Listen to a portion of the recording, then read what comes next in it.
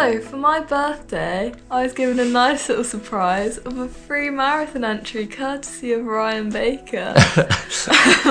On the conditions of accepting this gift, I said that Ryan should make me a plan, because I've never trained on that kind of distance before, never made my own plans, so I thought I'd let the experienced... I'm not an expert. I've only done 2 in the past. Basically, this is a 16-week plan. Disclaimer, I am not a coach or trained in any way for this. She gave me a goal, she wants to get around 4.5, so I kind of researched into that and then just adjusted it to what I did with my last year's plan. But yeah, the longest run she'll do is probably around 20 miles, around 31, 32k.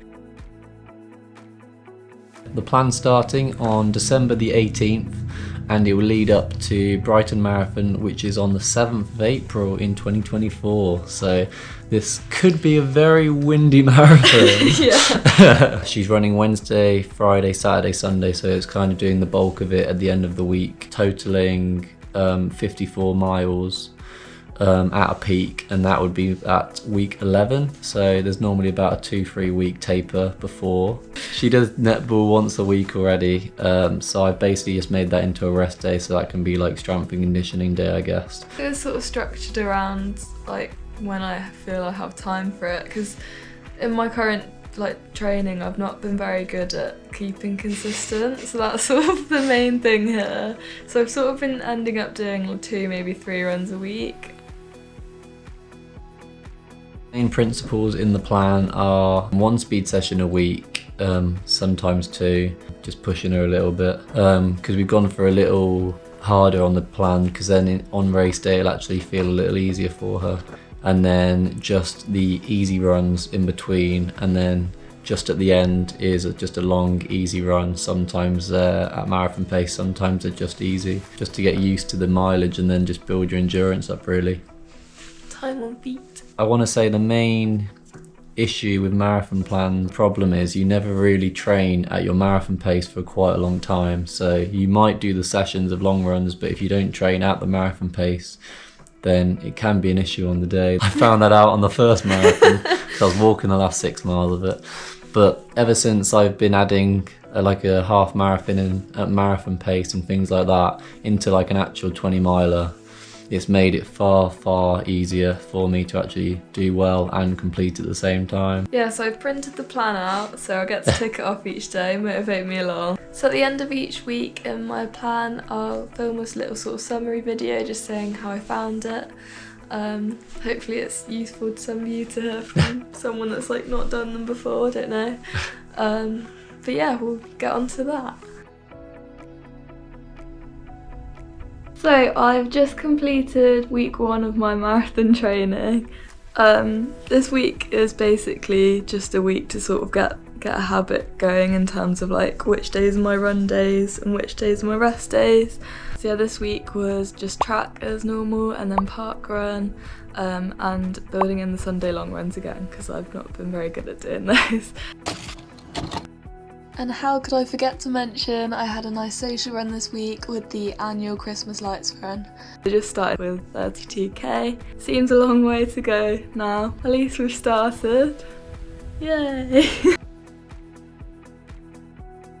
This week on my plan, I started off a Christmas Day park run, and that was good, but sort of one that we threw into the plan just because you can't miss that. Didn't have track this week. I did a slow run with Ryan. On Friday I had a run with a section at marathon pace. It was only 20 minutes, but good to sort of feel what that would feel like.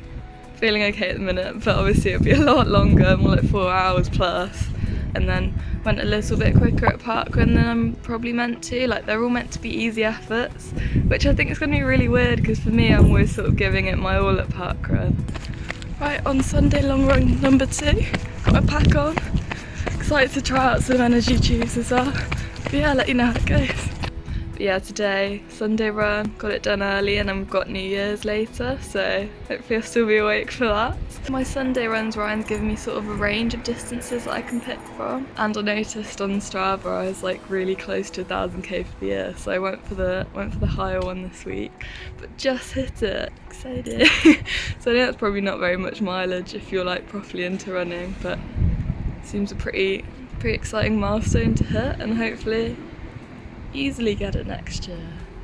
Looking forward, it's definitely going to get harder, so just making the most of these slightly easing in weeks. Yeah, see you in the next one. It's been my 3rd week now, and track was cancelled this week. Sort of did like a speeding up-ish tempo session, so if I put the graph up there, I was quite proud of that. I'm really bad at like negative split runs. I tend to just go the other way. Definitely feel like I've got a sort of base block built up now.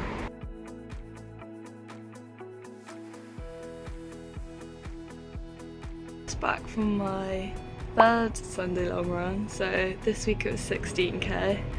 It's definitely starting to feel like a bit more effort now. Like when I stopped, my legs were like kind of still trying to run because you'd been doing that movement for so long, it's really weird. So like really had to stretch them out.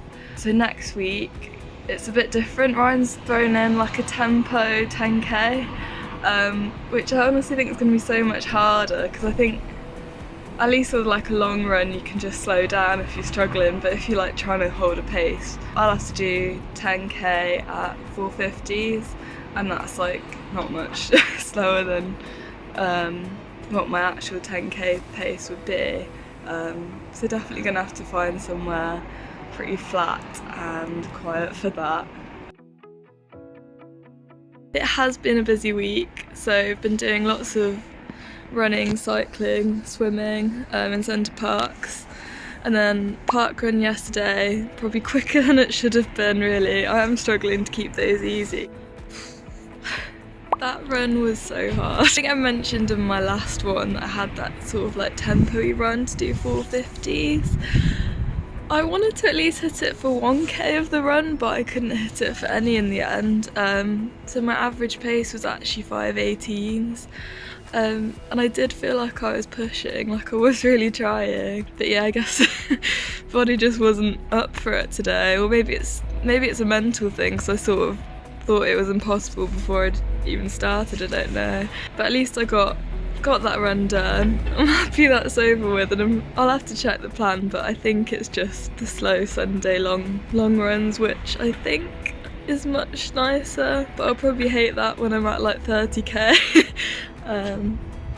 So we'll just have to see. But another run done. I think that takes us to a quarter of the way through the plan. So I'm on week 4 that I've just finished on my 16 weeks, so that's pretty exciting. Also had netball after that, which I haven't played. It's been about 4 weeks off from that as well because of Christmas, so just getting used to that again. So my body is absolutely knackered. Excited for a few rest days now. So I hope you've liked this video. Let me know if you've got any suggestions for things I should do differently. Give it a like, maybe subscribe as well. Keep following along, and yeah, I'll see you hopefully at the finish line of Brighton Marathon after the end of all this. It doesn't feel close yet, but it is starting to feel real with all the training, so yeah.